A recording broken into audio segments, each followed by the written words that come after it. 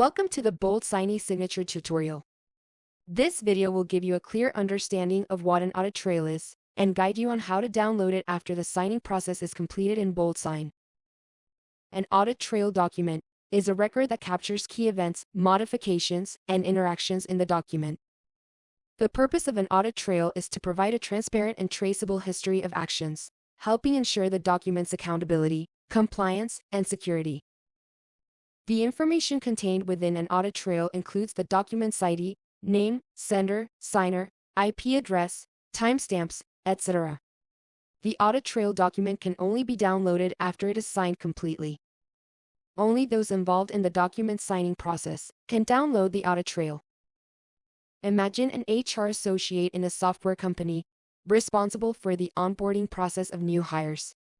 After the document signing process is completed, the HR associate needs to download the audit trail documents and check some details. Let's explore how these audit trail documents can be downloaded and viewed.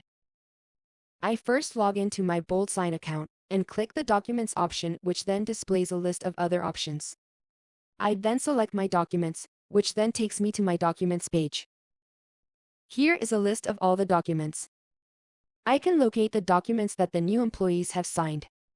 I hover over one of the documents that have been signed by the employees and click the Context menu.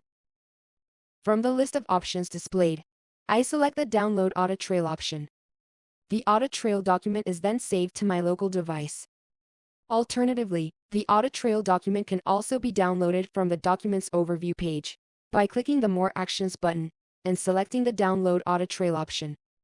You can also find the audit trail in the document completion email, which is automatically sent to everyone involved. Here is a sample output of an audit trail document. It contains the summary, the sender's details, as well as the recipient's details. Additionally, you can only download the audit trail for a document if you were involved in signing it. This includes being the sender, signer, or someone assigned the role of a CC in the document. That is all about audit trail and how to download it in BoldSign.